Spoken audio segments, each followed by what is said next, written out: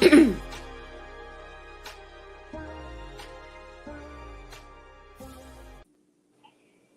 hey, welcome everybody to this week's edition of Setting It Straight with Miss Gray. I'm Trey, streaming from the state of Virginia.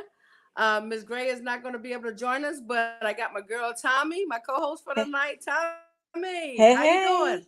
hey, I'm wonderful. Awesome, awesome. So we're excited tonight. So what we're going to be talking about tonight is celebrating our elderly, and I think if Tommy and I both can agree that the elderly play an important part in our lives. I am a caregiver of my dad. I know she's caring for some relatives who are elderly, but I do want to kind of preface it about um, the importance of elderly in our lives. And just looking back through my parents, my generation, grandparents, great aunts and uncles, and learning from them. And the elderly have so much wisdom. And you look at the ages and you wonder, how did they get to be that age? What did they go through? How did they feel during the eras of times? I know when my parents and grandparents were going, it was pre-civil rights movement. Grandparents, it was earlier than that, and the prejudices, but the things that you learn from them along the way. And even now, I was always taught to respect our elders. No back talking, you listen, you help them how you can. But I think it's an important part, and I think we've gotten away from that. And I think so many young folks miss our opportunities because they might not have what I would call an elderly person that's grooming them and giving them life stories and nuggets and tips. And we're talking about gray hair and the wisdom that there's an old saying that it's wisdom when you have gray hair. So I'm gonna let my girl Tommy chime in and see what she has to say. Well, I do agree with you with that because I remember growing up around my grandmother and the things that she imparted me in being a young lady and how to present myself, how um, a young lady should be seen. She never said that you weren't to be heard, but when you speak, speak with some substance. Don't speak just to say or have just have something to say and it don't make sense or it don't apply to where you're giving somebody growth. You always want to be in a position of growth. And what she taught me was some valuable tools of, just like you said, courtesy. When you're being spoken to, you say yes ma'am, no sir. you know if you feel like they're on your even plane and not your elderly, she say it's okay and it's appropriate to say yes or no. But most of the time, my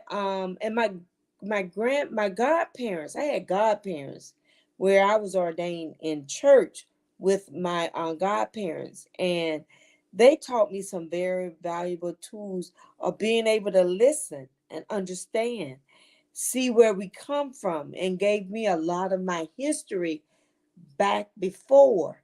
Because in I'm not sure who quoted this, but if you don't know your history, how do you move forward to not repeat the bad things but the good things that can come forth?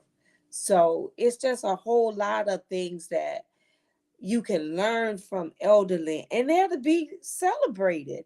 The word of God tells me in Timothy, what is it, First Timothy 5:17, it said, let the elderly who rule well count worthy of double honor, especially those who labor in the word and the doctrine.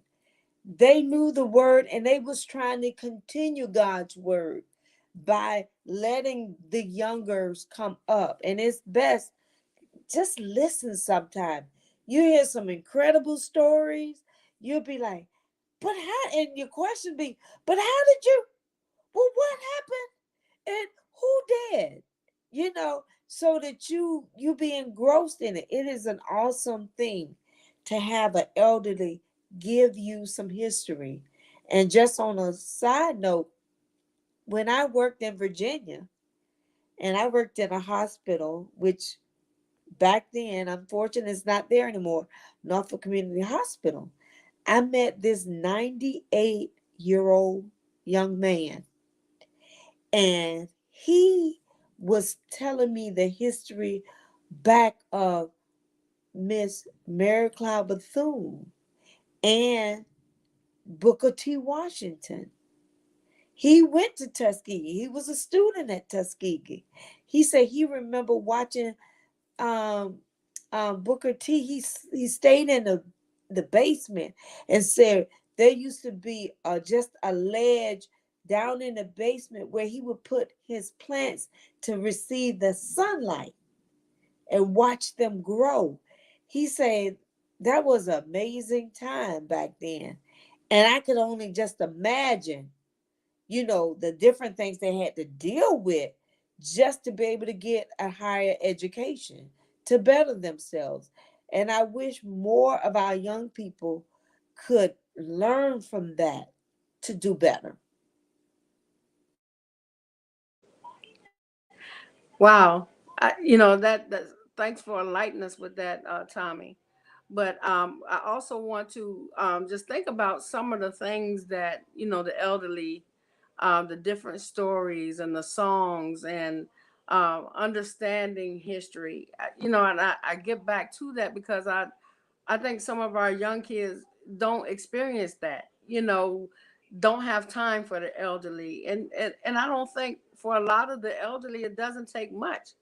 A kind word, respect, you know, um, helping them with the groceries or helping them across the street or saying, how are you doing? Or let me rake this for you or let me pick this up for you. Uh, I, it's so sad now, seeing the things that are happening to our elderly, with being abused and neglected and uh, crime committed against them. It's disheartening and it's sickening. But there are some good folks out there. It's a lot of folks that I do see that. Some of the kids, and I think too. I remember working, and they had an intergenerational program with junior high, middle school students, and they were tasked to go to an assisted living facility, nursing home, and a lot of them were nervous because they didn't know what to expect. Nursing homes, they have that aura and era about it. And I think the fear of maybe seeing some of the elderly hooked up to machines, I guess that's what they thought it would be, that they would be scary folks. But it was listening to the younger folks, talk about their experience. Wow, this is cool, this is nice. They helped them play games with some of those elderly that were hearing or seeing impaired, to play bingo. The kids would be the eyes and the ears for them to help blot the bingo cards, and just listening to it. And I think just introducing them to kind of build a rapport. And then too, some of the elderly might be afraid of somebody how the young folks are acting now. So there's opportunities out there to bridge the gap, where the elderly are learning more about the young people, and the young people are learning more about the elderly folks. And I was listening to the radio today, and they had this new concept that they're talking about with living situations. So they were, it's called, I think, intergenerational living, where a senior might pair with a younger person who might be in school to keep the cost of the rent down. And so they said that's like a booming business, a booming business. And so they interviewed one girl. I think she was in her 20s, she's in grad school, and she's staying with someone who's about 50 years her senior. So her roommate is 70 something years old. And so they got the concepts from both. How do you like this? It was nice, pairing with someone and being able to help. And then the older person was saying how, when her roommate's going out, she compliments her on her dress. It kind of makes her feel revived and jubilant and invigorated, and it works out well. And so this is like the new concept that they're having, because the college student said she couldn't afford full rent, but she's able to stay with someone's elderly, which allows that to have a companion in the household, helps to keep the cost of the bills down. And then they even had this one concept where the students would stay in this assisted living facility, and they were like, I think, music students. They could live there rent free. The only thing they had to do was every now and then grace the residents, the senior residents, with a concert periodically, and that was their rent. So giving back. And so how cool is that? I heard that just today. Funny you should say that because my father's my father all my father's sisters are living. He only his it was three sisters, which they were the older, and then the three boys, they were the younger. And at this time I only have my dad's baby brother living. But my dad's second oldest sister, which lives in Jacksonville, and she had her great granddaughter living with her. And that bond became so strong. And her boyfriend had gave her a little kitten. We called it Cupcake. But it ended up being a little more companionship for my aunt. And mind you, my aunt is 94 years old today. She could drive if she wanted to, but she saw fit to give her car to her great granddaughter so that she had transportation going back and forth to work as well as school. And now her great granddaughter has graduated and has took the bar. She's doing well. She just got married. She just moved out, but my little great cousin does not forget her grandmother or her husband.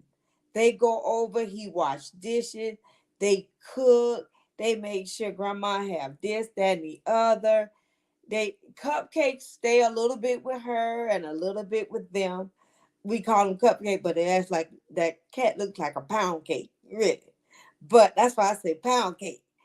But it gave my aunt so much adrenaline and something to look forward to, and having somebody to talk to. She shared her recipes with. I mean, just all kinds of abundance of growth. And my little cousin probably don't even realize how much she's gained by living with her great grandmother. And my Aunt Molly just as sweet as ever. And I love hearing her tell us, she calls everybody Sweet Pea. Everybody, hey, Sweet Pea. She knows who she talking to, but everybody's Sweet Pea. And before she hang up, she always say, "You just bring joy to my heart." And we just love hearing her say that. And it's just one of those relationships that you just spoke of, where my little great cousin, she needed to be in an environment that was somewhat quiet because she had two brothers, and the younger brother, he be on the game and whatever. But she needed that environment, one, to grow, to become the young lady that she is, and grow up gracefully and realize the joy and the understanding and that wisdom being given to her as she continued to blossom. So I agree with that concept. That's a very good concept for the elderly. Who knows? Maybe I'll do that later in my life. Yeah, there was also another concept they called it, I think, shared living. So it's people almost like the people who have it in common, like the elderly. So it's almost like the Golden Girls. So they all, all divorcees or widows, but they all lived in a home and shared their expenses, because now things are kind of expensive.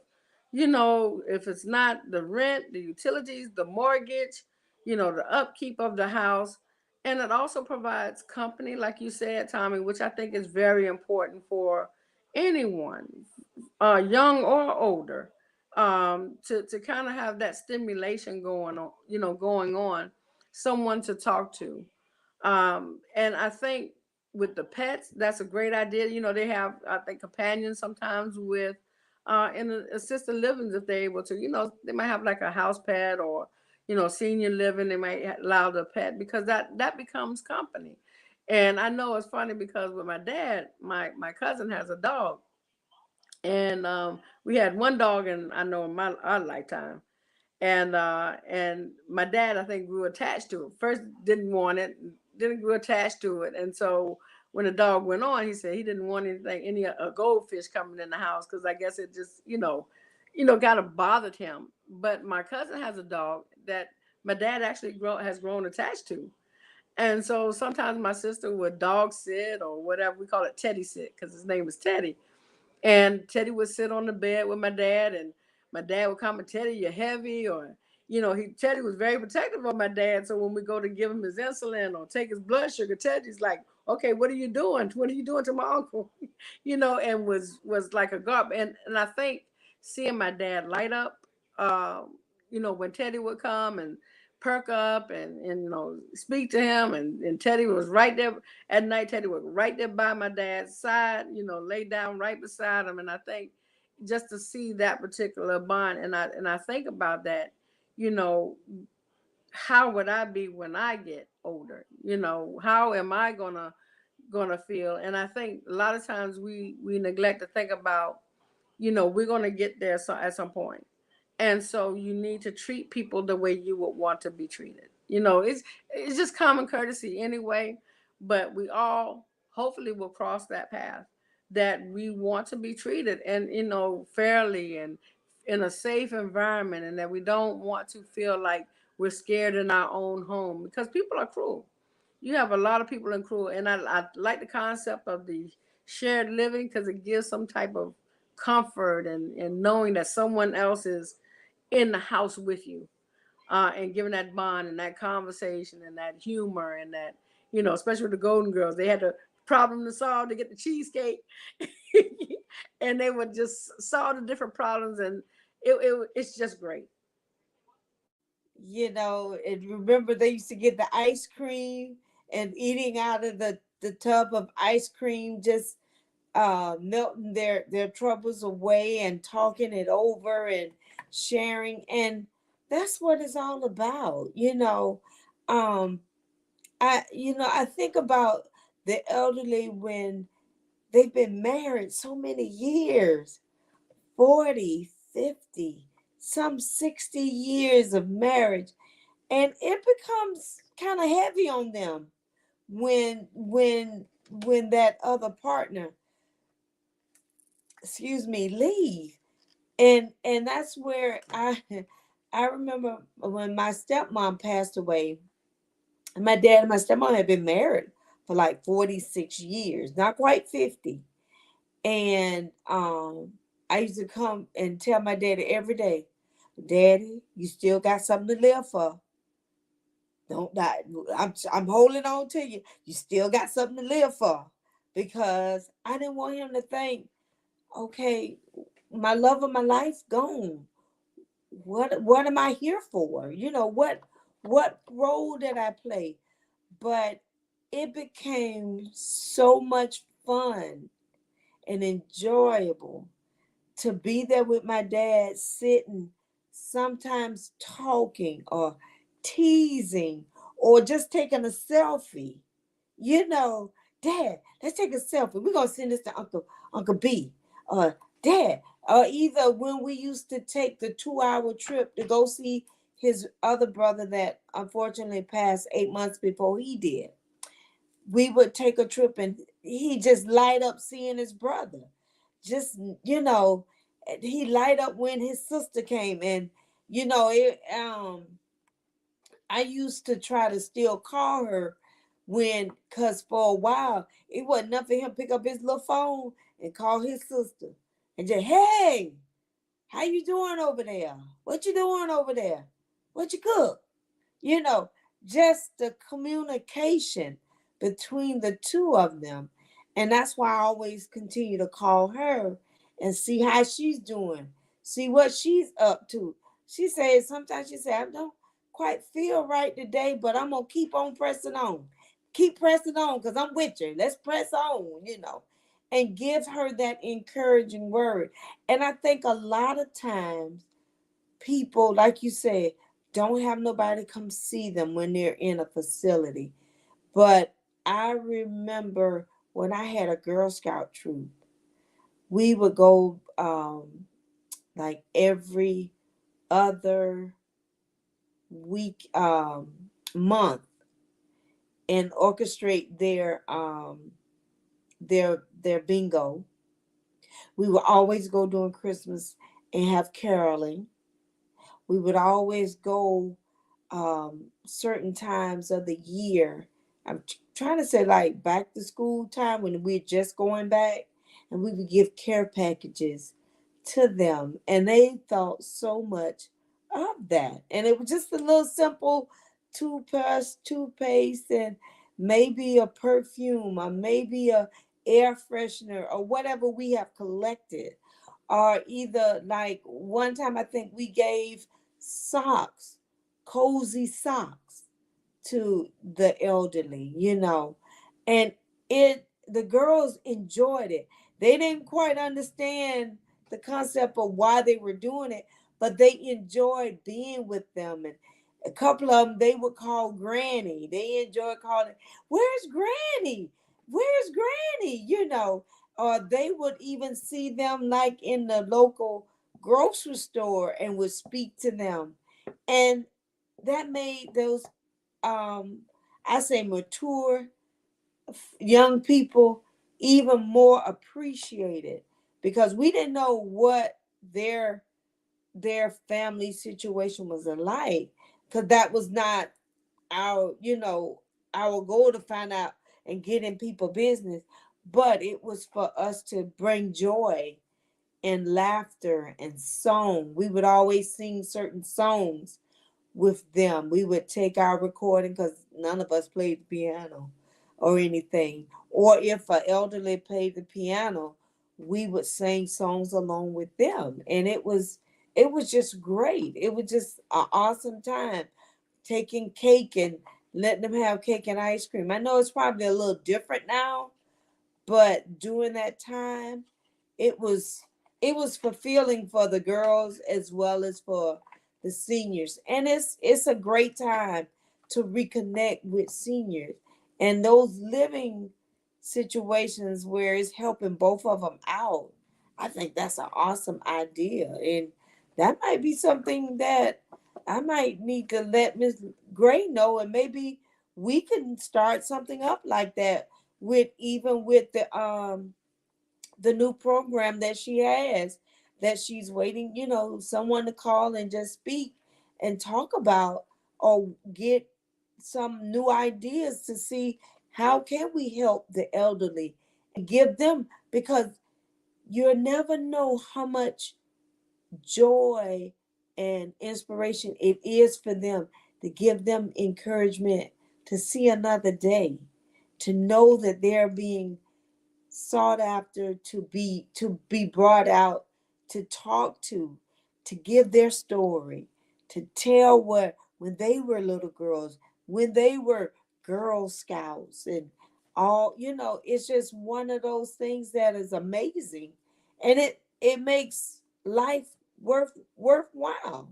And I can remember when my baby girl, she had to be about 5, and she went to stay with my in-laws for about 2 weeks.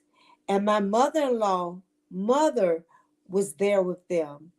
And my mother-in-law would say she would get up early, getting ready to get dressed and be ready for breakfast, waiting on God to wake up. And one day my daughter asked my mother-in-law, "Is Grandma Ola, is she a grown up?" Because I guess she would tease her so much. And she had so much fun with her. So she didn't know whether she was a grown up or was she on her even plane. So it was just, it's that joy of that youth and elderly coming together to give purpose for both of them. For both of them. Wow, it's and I want to have people like, comment, and share, their ideas and their perspective and their good stories about, um, you know, the seniors in their life or people that have impacted them their lives that are seniors, and I'm looking to see, what seniors that maybe were famous that have impacted my life or our lives. I think that's good to kind of see. And I'm looking at were so many, as far as if you're talking about Sidney Poitier, and the civil rights and the great things that he had done, Nelson Mandela. You have some folks now that still living but have paved the way. Jesse Jackson has done some tremendous things, and so when you look at that, and even like Jimmy Carter, you look at Jimmy Carter, Habitat for Humanity, and I think he's in his 90s, way up in his 90s, I do believe, and still a pioneer for change and keeping it moving. And I think the trick to longevity is keeping them moving. Don't stop your flow. Work out. I know a lady, she's in her 90s. I think she works out 3-4 times a week, water aerobics and line dancing, just so she won't slow down. And I think when you stop and slow down, life catches up with you. And so, these are the people that I aspire to be, to kind of keep it moving, to try and stay positive, to have a good outlook on life. Yeah, we're all going to get older. We're all going to eventually, part of life is you're leaving here, and preparing for that. What does that look like? So, but while you're here, enjoying life, the small things. It doesn't have to cost you a whole lot of money. God got a whole world for you to look at. The sky, the stars, the cloud, even the clouds, the water, the birds. Just listen. You can hear nature, you can see nature, you can smell nature, and it's like, I'm trying to take in all the nuggets. How do you do it? How did you get to that age? I'm frustrated here at my age. What did you do? How did you handle that? And I think too, times are different, and there were struggles then, but it were different types of struggles. Some of them are similar now, but it's like, we have more technology now. How are seniors navigating that? What does that feel like, from writing stuff down on paper to having to sign on a computer now, DocuSign? What does that look like? What does that feel like? Is that uncomfortable? And then if we had to take kids back to a time when the elderly were younger, dial phones, didn't have call waiting, you didn't have color TV, you didn't have, oh yeah, your few channels, was it 3 or 4? I remember that it was an antenna, and it was like, oh my gosh. And at a certain time, the thing went on and beeped, all beep, that was it, time to go to bed. It was like, I think sharing stories, and I would task people, share your story with an elderly person. Sit down with someone that you know. Be careful, because if you consider them elderly and they're not ready to be called elderly, you gotta, but just trying to figure out, what was it like, grandma, what was it like for you during your time, great grandma, auntie, friend, neighbor, church person, what was it like? And listening, and maybe comparing stories, and there's a lot of similarities, but there are going to be a lot of differences as well. I know with my generation it was a whole lot of differences, and times were different, but you learn from others, you learn from people, you learn about different cultures. Nothing wrong about learning about different cultures. That's the way you grow. God didn't make us to look like everybody else or to be like everybody else. Everybody has their different beliefs and lifestyles. And who are we to judge? I know I who am I to judge? I don't, I'm not in the judging business. Let them worry with that when they get wherever they think they need to be.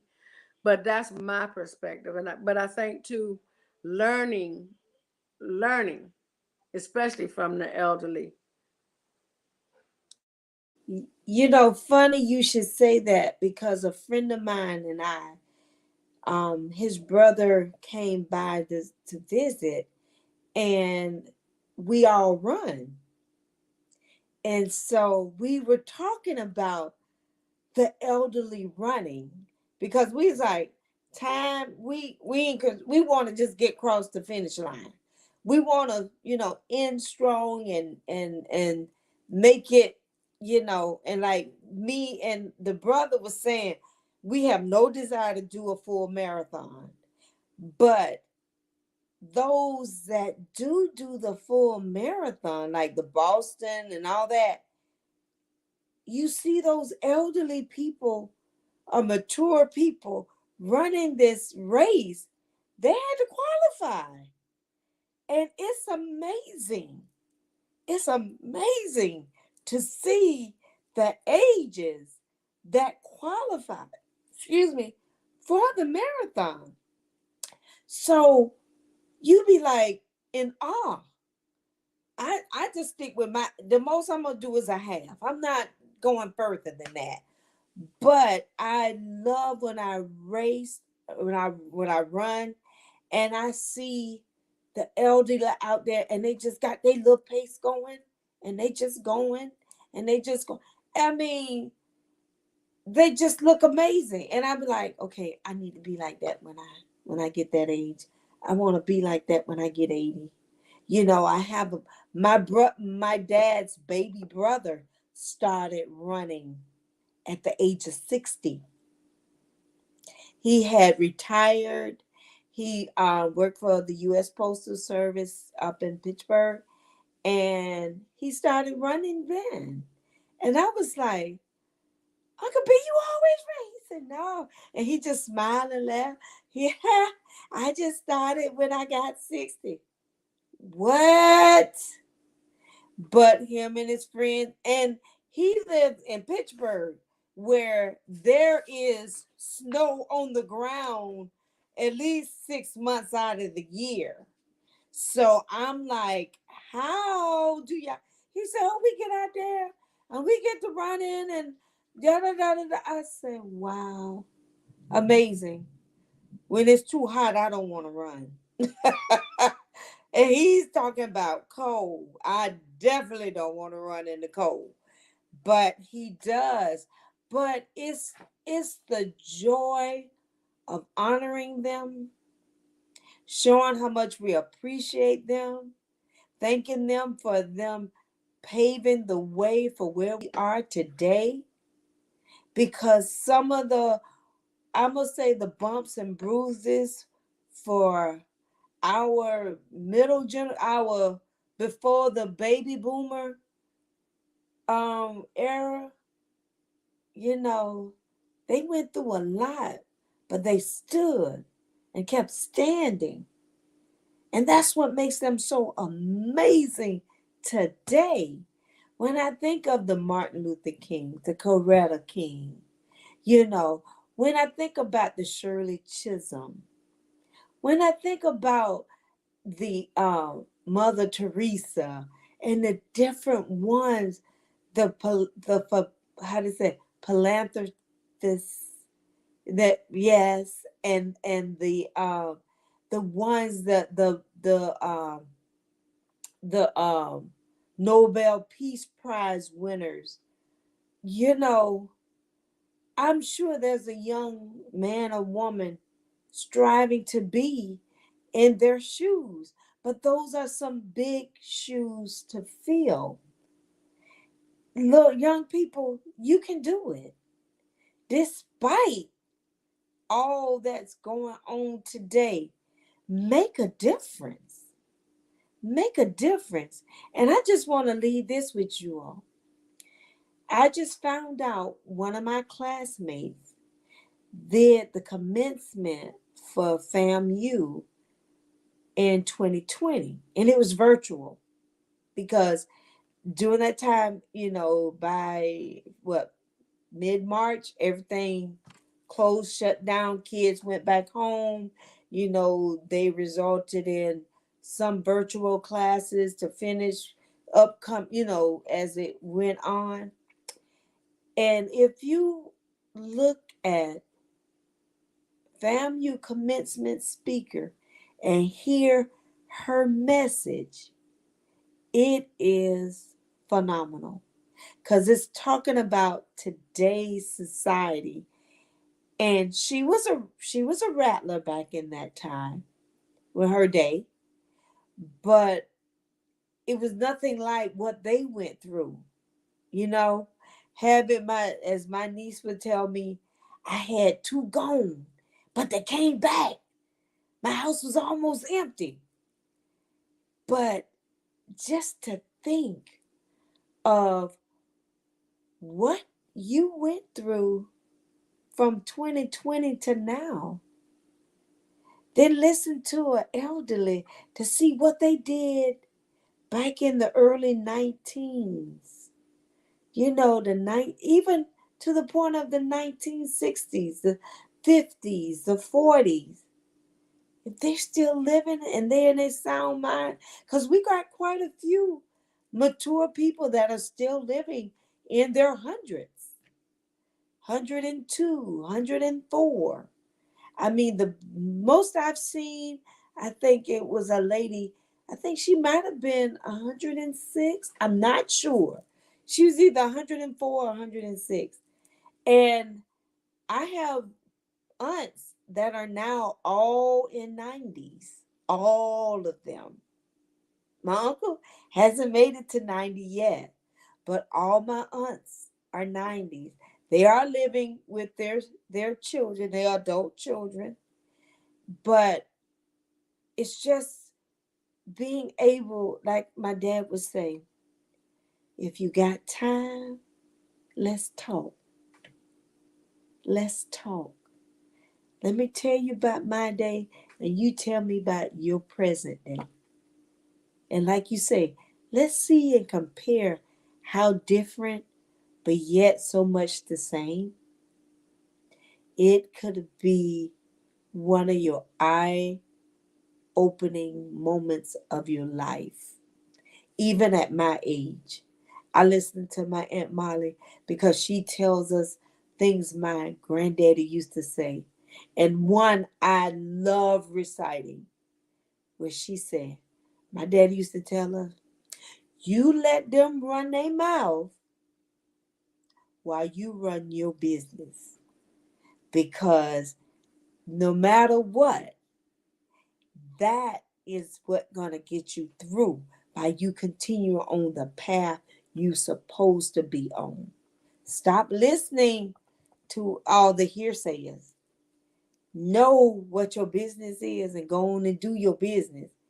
You know, young person, go on to school and finish your degree.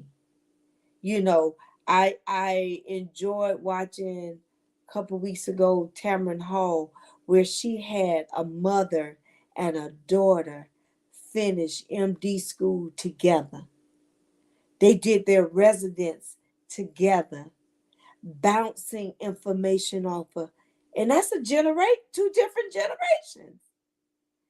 But it's amazing to hear the great things that the seniors are still doing, coming up with the young today.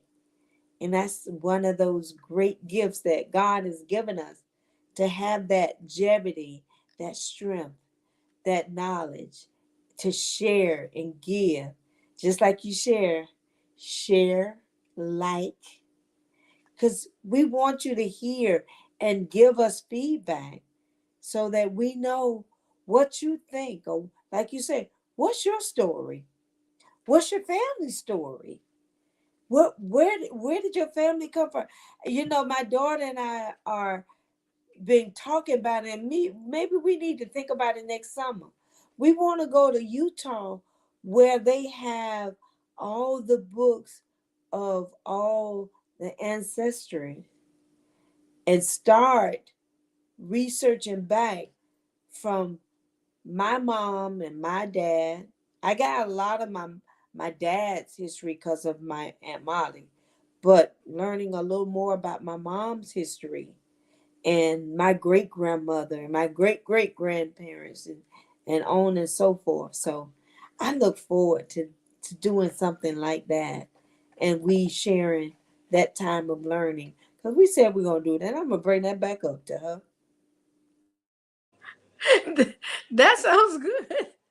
But I think too, I want to charge folks to maybe this week, start this week. And if there's an elderly person in your life or a younger person in your life, pick out one show, pick out one song during those eras, and just sit down and listen to it together and just kind of compare. But if you look at a lot of some of the day's music, are beats from years ago that they're still playing. It's I'm listening, I said, wow, that sounds like something familiar. And it could be something from the Temptations, or it's a lot of remakes of songs and beats from back in the day. And so I would charge folks, it's little things a little different, but not too far gone. But just to kind of understand, you know, that particular generation and understanding. And I think if we all sit down and just compare notes, it's not as much different per se. Different times, it just seems like it. But just have that conversation of really like what was it like? What do you like better now that you didn't like during your time, or what is better for you? Or even having the younger generation might say, I wish I was back then because of that, and then expound on it. That's a good way to get a conversation going. And it's a way to learn, because just like you were saying, Tommy, they used to say, how do you know where you're going if you don't from whence you came, if you don't know from whence you came? And so, and even like the old sayings, that you hear, or people used to, older folks used to say, and I remember one distinctly says, "'Tis better to be thought of as a fool than to open your mouth and remove all doubt." So, they have a lot of sayings, and it's like my dad, when he used to talk about these different sayings that they had back in the day, and it is funny, and it's like, wow, I wouldn't think of that. And so, even they had their own terminology, and that everybody has their own terminology. And I think it's just easy to kind of compare notes. I don't even know what the words are supposed to be today. I know dope was supposed to be one. I know back in my time it was like cool was the thing. This cool, this is cool, and cool, what does that mean now?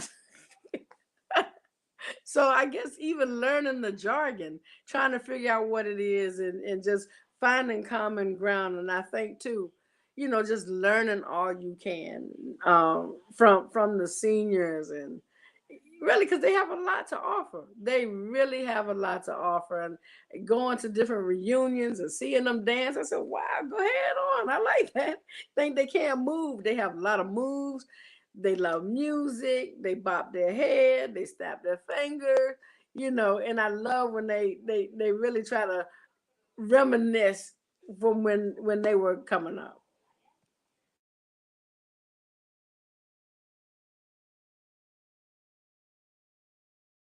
You're on mute, Tommy. It's nothing like seeing the joy of a senior when they reminisce of the past.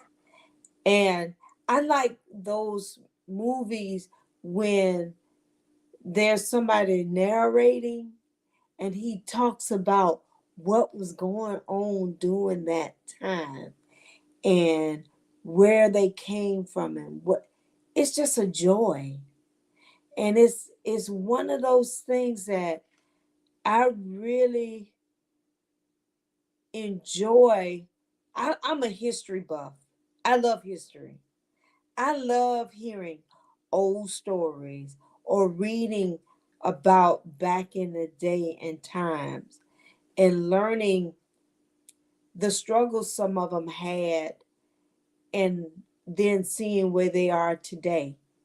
It's just one of those things that my ears just perk up and listen to, because I want to hear it.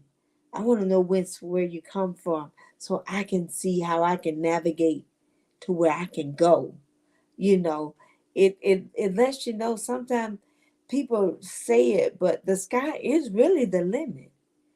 You just got to learn the secret. And they have the remedies, the old remedies that still works today. My aunt that lives in Jacksonville, she will tell you, oh, just put a little Epsom salt and da da da da da. It works. And we talk about the remedies because we didn't go to the emergency room. We didn't really go to no doctor every, once a month or once a year. You was in your mama's kitchen and you was taking whatever that antidote was to see that you didn't get the worms or you didn't have that runny nose or cough.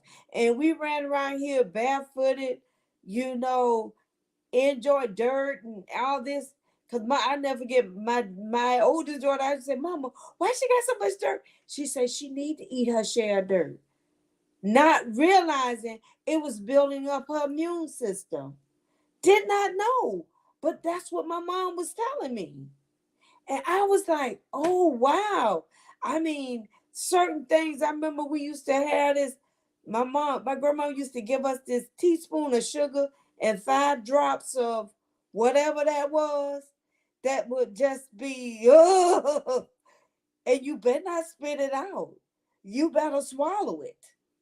So, I mean, and we were healthier. We were healthier. So, I know those old remedies. My head is off to you all for just allowing us to be able to reminisce and talk about your beauty of your life to how it will impact ours to come. So, I just love my young elderly people. Well, I know we're winding down time, so we want to kind of wrap it up now. And Tommy, it's been great. I hope Miss Gray is proud of us tonight because I tell you, I think we've covered a lot of ground.